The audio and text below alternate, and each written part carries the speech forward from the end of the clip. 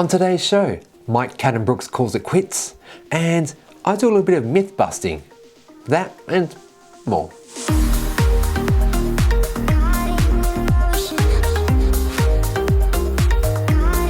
G'day everyone, my name is Chris, and this is your show about everything happening in Australia and from startups around the world in the space of EVs, renewables like solar and wind, batteries, and more.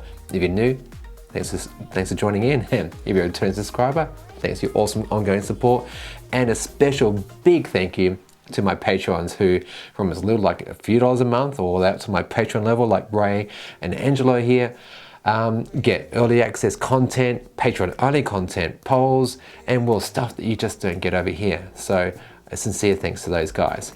Now, today's episode is definitely a mega show, but for some reason, it's been pretty quiet this last week because, reasons.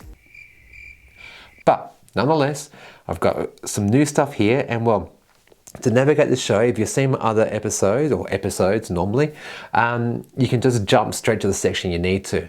I've got like timestamps down below as well, so you can use them to navigate around. And let's get straight into the first one. And the first bit is actually a little bit of sad news, and it's actually a little bit of a up yours to our politicians. Mike Cannon-Brookes, you know the guy who dared Elon Musk to build the Hornsdale battery in 100 days, or it was free? Yeah, the same dude who also is going to be investing about, maybe not all of this amount of money, but he's going to invest some of his money in the $25 billion Sun Cable project, which will be the world's biggest solar farm and power storage system to be located in the Northern Territory, with a 3,000 kilometer cable that will export energy to Asia. Mike, that dude, we love him, we do. Anyway, he's decided to sadly pull the pin on one of his companies, Fair Dinkum Power. Yeah, I know, I'm disappointed too. For those who are watching this from overseas, hi, a little bit of context. You see, last year, there was a lot of political talk about Fair Dinkum Power. That's like a reference to coal power and how it can be relied upon. What was happening was that they were comparing coal to intermittent technologies like solar and wind. So what Mike Cannon-Brookes did was he actually set himself up a company using that name. Why? To stop political companies and political interests from incorporating the name into dirty coal and gas industries. Nice one. So the effect is that this phrase has been kind of lost from our politicians' vernacular, and generally that phrase is now actually strongly associated with greater investment in renewable technologies. So as a consequence, Mr. Cannon-Brookes felt that there was no longer a need for Fair Dinkum Power to remain an incorporated entity and dissolve what was actually just a shell company. So the Climate Council has once again released the annual report into the states and territories' performance on moving to renewable power. So who do you think won this year? If you think in South Australia, you get 1,000 YouTube points. If you thought the ACT, due to the recent power purchase agreement for 100% renewable electricity in 2020 onwards, next year you'll probably get the gong. Coming in third was Tasmania, and sadly, and I do not get this, the Northern Territory came in last place. For those living in the Northern Territory, can you help me understand this? You've got an abundance of sun, wind, and yet your government has done nothing about it. In the report by the Climate Council, they know that Northern Territory has received the Wooden Spoon Award on every scorecard to date due to supporting gas and fracking and just things that aren't good for the environment. Maybe it's because you've got a small population, but hey, in the very near future, maybe the Northern Territory and Singapore link, if it goes ahead, will actually be the world's largest solar array and battery. And if you're wondering about what I'm talking about there, follow this link down below, or maybe check this video up here. It's got a link to that story, and it's quite amazing if it goes ahead.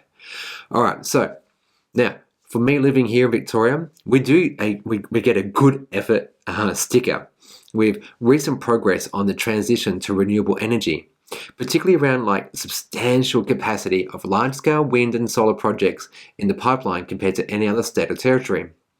Queensland wins the Most Improved Award for eclipsing other states and territories in terms of increased large-scale wind and solar capacity per person from last year's report.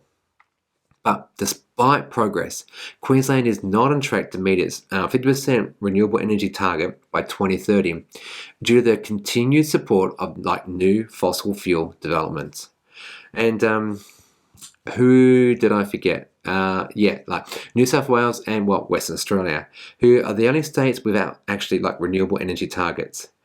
Now, I don't want to bore you with relaying what is like an interesting report, as in it, the Climate Council has provided details on how they arrived with these findings, as well as this awesome, really good-looking infographic. It's good to know what states and territories need to do to be at the top of that leaderboard, and if you're interested, please do follow the link down below, and that and more can be found down there. Do you remember how just last week I brought you the sad news that the e-Niro and the Mustang E-Mach aren't coming to Australia? Well, turns out I was wrong. And, well, kind of.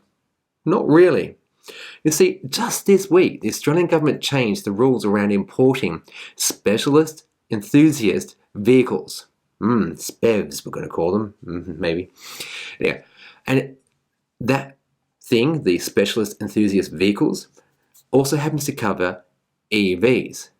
Now, reported by Bridie Schmidt from the Driven IO, she details how the new laws will allow like a broader range of used electric and plug-in hybrid vehicles to be imported into Australia, so long as they're not already sold as new cars in this country. Another important aspect of this change in law is that whereas in the past you would have to wait at least 18 months before being able to import a car on the registered approval list, the wait is now just 3 months. Pretty good. As we learned last week, due to our government's inaction around CO2, renewable policies and the like, these cars won't be sold here because car makers like Kia don't feel they need to, when instead they have to go sell them in markets like Europe that have tougher CO2 tailpipe emissions targets. Yeah. Anyway, what does this all mean? Well, as you can't buy like an e-Niro in Australia, but you can in New Zealand and Japan, and both of those markets actually have right-hand drive versions, you can now buy one and import it under those new grey import laws. Yeah. Or how about the long-range 62 kilowatt-hour Nissan Leaf 2? Yeah, it's been out for more than 3 months in the UK, and you can import that here too. Okay, one last story, and it's not in the amount of reservations for the Tesla Cybertruck. Nope. It's about our messed up Australian luxury car tax in Australia, and that can only mean one thing. Promises is a segment I like to do sometimes about how politicians are and are generally not doing anything in the space of like renewables, EVs, and moving us forward to a cleaner and greener future. And today I learned that our luxury car tax is so stupid that you won't believe it. Oh, and for those not familiar, the luxury car tax is like a tax on cars in Australia whose value is greater than $67,000 for internal combustion engine cars, or for EVs, $75,526. It was introduced way back in 2001 by the coalition government under John Howard. So this tax on a tax is set at 33% of the value above that threshold. And it hasn't changed at all really since 2009.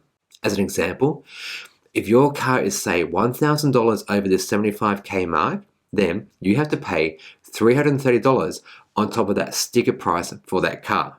Now, I'm not going to get into the particulars there about, you take away the difference between the actual car price, that little threshold there, times by 10, divide by 11 to take the GST out of it, then multiply that. No, that's not for today. No, it's not. But as I learnt, Twitter user Jays, who learnt from Harold Murphy, that the heavier a vehicle is, and if it's designed to carry heavy loads, your expensive gas-guzzling pickup like the Ford F-150 can be luxury car tax exempt.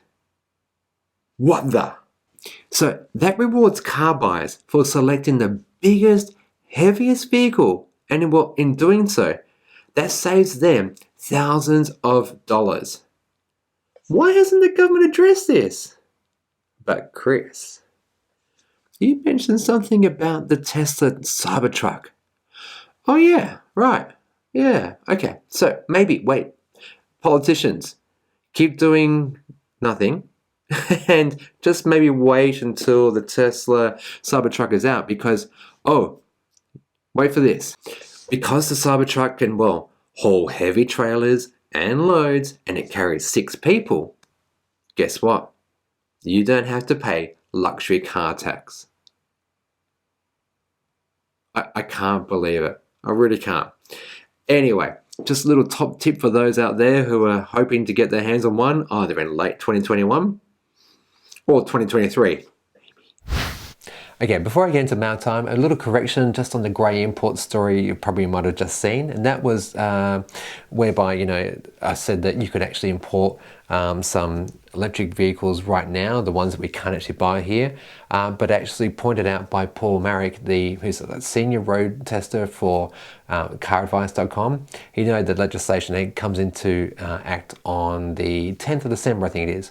So thank you to Paul for finding that information out, and yeah, it's very much encouraging and will actually, I think, improve the EV situation in Australia because, car makers won't want to miss out on their slice of the pie, and they'll import them a lot sooner. All right, with that out of the way, let's get into some email time. Okay, so Simon Graham wrote, I wouldn't count on the e-Niro. You can theoretically buy them in New Zealand, however in practice they've only been delivered in tiny numbers. At time of writing there are just 66 e-Niros registered in the whole of New Zealand. For comparison, there are 498 Tesla Model 3s, 337 Model X's and 353 Model S's. Oh, and over 9,000 Leafs. Thanks for that information, and yeah, I think that we're seeing a lot of constrained manufacturers out there who just can't get their cars to market. Now, the reasons, is it really battery? Probably not. Especially as you've got someone like Tesla who formed that partnership with Panasonic, and they are making hundreds of thousands of cars per year now, and yeah, big companies like Ford and Kia and Hyundai, you'd think they would have got the basics of battery logistics and procurement out the way. So I think it's just trying to preserve their old model as much as possible and keeping the service fees and the complexities of maintaining an internal combustion engine going for as long as they can. And yeah, battery constrained. Push it! Okay, next. Charles A. Rovira writes, I like a segmentation of the video into sections. It's clear and concise and effective. The Mustang Mach-E will be battery constrained almost from the beginning. The battery makers will be in no hurry to expand their production capacity while the sale price is being driven through the roof by demand for their product. Yeah, that's another perspective which I think is definitely playing a part here. And hey, I forgot to mention a few weeks ago, did you know that the real Mustang, the one I think everyone would like to see in EV form, was actually put out as a concept, a test bed with a manual gearbox? That I want to see. Anyway, next letter. Zoltan writes, in a weird environment destroying way, in the US things were a lot worse. Companies are buying Hummers and they get the entire retail price back from the government. Oh my gosh, look, this is in relation to the fact that if you actually get yourself a heavy vehicle in Australia, you can actually get the luxury car tax waived, and the Tesla Cybertruck will fit into that. But also, disgustingly, we get these other vehicles that are polluting the world. Governments. Anyway. All right, now before I get into my last final story, I just want to do a bit of a shout out, and that is to Rado Trekanaski. I hope I'm saying your name right, mate. He's like a fellow YouTuber who also documents his Tesla journey, and he lives in Australia, and he does some really awesome things like technical stuff around like charging, battery management and the like. And a plus for me, his recent Japan trip is, making me jealous. So, got a link down to his channel down below, do go check him out. In a surprising development, Japanese car maker Mazda has come out not in support of taxpayer subsidies for electric cars in Australia, saying that customers should drive demand.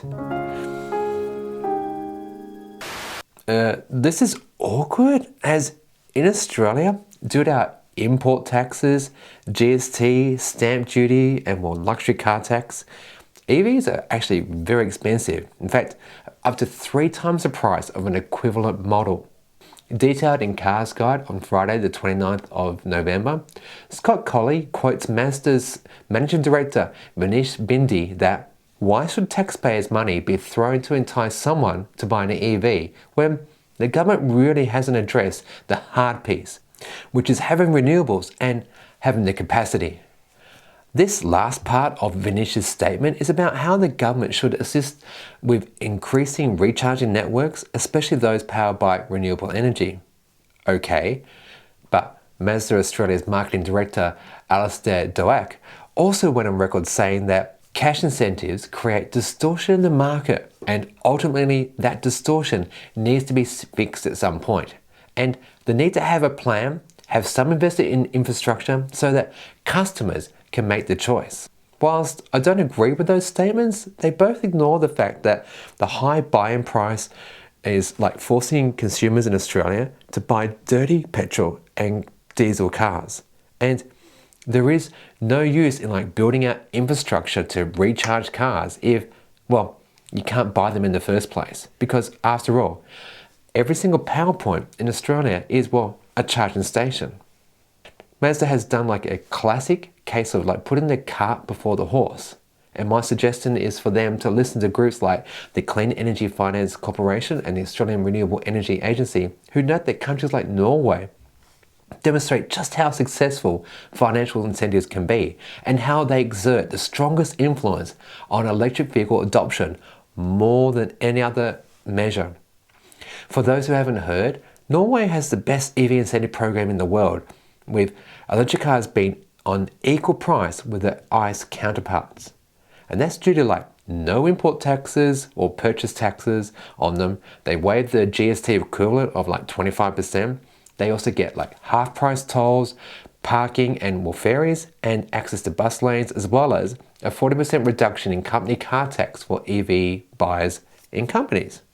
As I learned this last week with Sea's launch of the new EV truck in New Zealand, it turns out that our near neighbour doesn't have rego fees and well offers financial programs to help consumers and businesses buy EVs. So, the proof about EV incentives, I hear you ask? Let's compare how many people are buying EVs in Australia, Norway and New Zealand as a percentage of all cars bought in 2018. Australia is just 0.2%. That is like 1 in 500 new passenger vehicles sold. New Zealand, 1.4%, and Norway, 49.1%. Hey, Mazda Australia, tell me again how EV incentives don't have an impact on new car sales? Maybe they might just actually help your sales. But before I close on the story, just for fun, let me jump into a few scary facts about how slow we are to adopt down under. First, where do you think Australia ranks worldwide on new EV purchases?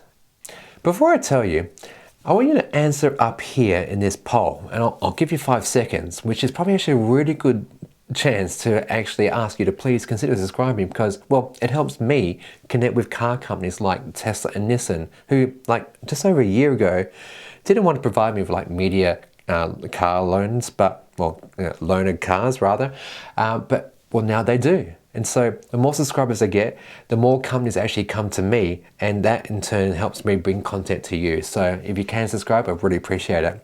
All right, so you ready?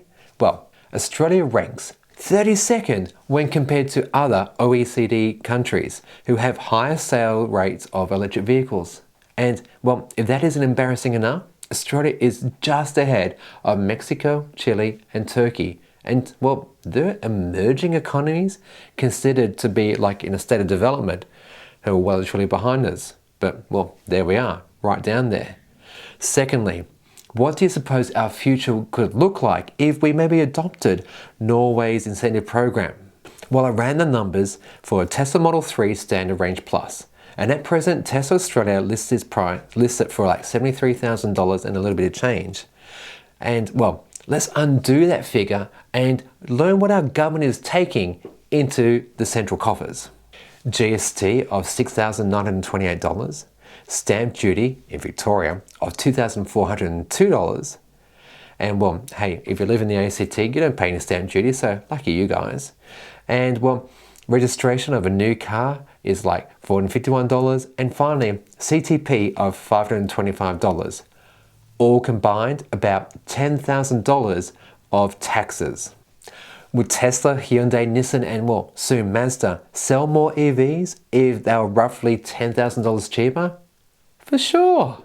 And well, Mazda, please know that you could actually perhaps mimic Tesla's model of building out your own charging network so that maybe, just maybe, governments don't need to finance that. Just saying. All right, here we go. Ready for a bit of a rant? I need a soapbox. I won't do that. But lately, I've been seeing stories like these resurface because, well, ever since the rise of EVs in recent times, there's been a lot of misinformation about the environmental impact that these EVs have. So this is where I've done a lot of research and well, I can refute this. So if you've got that friend, you know the one who's like, I know this and well, EVs are bad, they're dangerous, you can't use them in a lightning storm, you can't use them in the rain.